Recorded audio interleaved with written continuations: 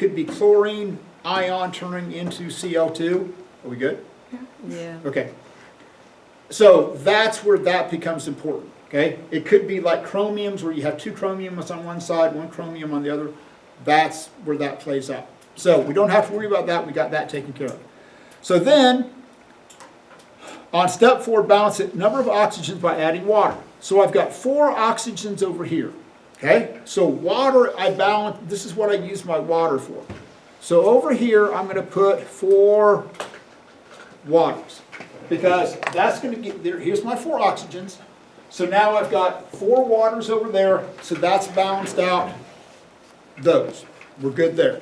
Now, you go to step 5. Balance the number of hydrogens. Okay, right?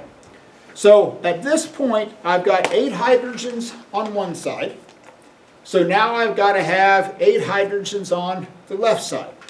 So over here, I'm going to put 8 hydrogens. Okay? Now, this is where this becomes an acidic environment.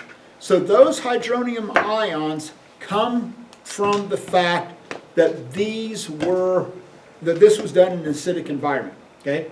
That's where that becomes important. Because I've got to have those hydronium ions to balance out the hydrogen ions from the water. Now, then, here's the whole key to this is step 6. Balance the reduction with respect to charge by adding the appropriate number of electrons which count as negative values to be added to the reactant side. So here's the deal. So this Mn7 plus went into Mn2 plus. So I'm going to add 5 electrons over here. Because that's what had to happen. It's because I went from Mn7 plus to Mn2 plus. Now, here is the most vital step. And this is why there is really no excuse to miss a half reaction. Because you can do a check to make sure everything is balanced at this point. Okay, this is the most important thing if you're willing to put in the time. So if you look at what's going to happen here, okay, let me get this all gone so that's not in the way. Okay? So here's the deal. At this point, I should be able to add the oxidation states of everything on the reactant side and get a number. So I've got 5 negative charges because I've got 5 electrons. I've got one MnO4, and that whole thing has a charge of 1 minus. Don't count the individuals. Count this thing as just as whole thing as 1 minus. And then I've got 8 positive charges, which is because of the hydroniums. So I've got -5 plus another -1, which gives me -6. And then I've got 8 positive charges, which gives me a grand total of +2. Okay, so over here, everything on the reactant side has a charge of +2, sum total. Now, over here, on the product side, what's the sum total of everything? What's the only thing that has any charge over there at all? Manganese, which is +2. So right now, I'm balanced. If you can do this and make sure that those oxidation states add up to equal to 0, or whatever they are, +2, -2, +2, +2, -2, -2, 0, it doesn't make any difference.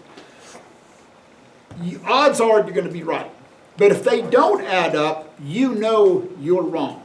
Okay? That's the cold hard reality of it. You know you were wrong. Now, the oxidation one in this case is exceptionally easy. I don't have any oxygens, I don't have any hydrogens, I don't have anything else. What's the only thing I have to add? 1 electron. Now, at this point, here's the last big step.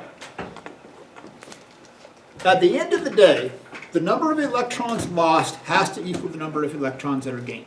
Okay? That's what has to happen. So at this point, I need to say, okay, this is just 1 electron, but I've got 5 electrons over there. So what I want to do is I want to get equal number of electrons on both sides of this reaction. So if I have 5 electrons over there, what am I going to do on that bottom side? Multiply by 5. Multiply everything by 5. So at this point, then this is going to become 5Fe2 plus 5Fe3 plus 5 electrons. Now, here's what's going to happen. At this point, I'm going to add these 2 reactions together. So we've got 2 half reactions that we're going to add together to get the overall reaction. So here's what's going to happen. I got 5 electrons over here. That's going to dump out 5 electrons on the other side. Those are gone. Okay? I don't have to worry about those. Now, in this case, it didn't happen. But let's say that I've got like 4 waters over here. And let's say that I had 2 waters over here. Okay? Let's say this had been 5, and let's say this had been 2. Then I could balance those out and end up with 3 waters over here on the product side. If it had been like 4 and 6, the 4 would have gone away, and I would have ended up with 2 waters over here. So you can, not only can you do it with electrons, you can do it with anything that's common to both sides in terms of balancing those out. Okay, so now I'm going to add everything that I have. So I've got MnO4, 1 minus, plus 8 hydronium ions, plus 5 Fe2 plus, is going to yield 5 Fe3 plus, plus Mn2 plus 4 waters. Now, if I did this right, everything should balance. I've got 8 hydrogens, I got 8 hydrogens.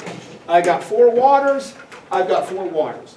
I've got 1 manganese, I've got 1 manganese. I got 5 irons, I've got 5 irons. So I know I'm balanced on number of particles. What else should balance out? Charge. So now if I do this over here, I've got -1 plus my 8 hydronium, so that gets me to 7. And then I've got 17, right? Because I got 5 of those, so now I'm at 17. So over here, that has a charge of 17. Now over here, I've got 5 times 3, which is 15. Plus 2 gets me 17. I got a total charge of 17 on both sides. Boom. I'm good. Yes, ma'am. Oh, wait, never mind. I figured it out. We're good? Yeah. So there's some steps along the way that should allow you to check that you have these right. Sum up the totals on the redox side before, see if that's right. Sum up your totals on your oxidation side. Then when you add them all together, everything should balance as well. So that's why I said, if there's anything in this class that you can check to make sure that you're doing it right as you go, it's this. Okay? Got it? Good? Okay. So, here's what you've got as homework. It's pretty short. So, there's only 2 of them. Oh, What's the catch? Okay? Let's go. No, there's no catch. There's no catch. Well, So, you're just going to follow these steps. Okay? 5 sub-problems. Okay? This is what's going to happen. You're going to add these together.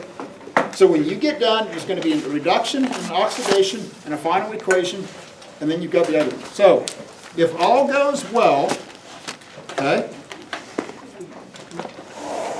If all goes well, and I'll write this down, on number 1, you should end up with 3 waters.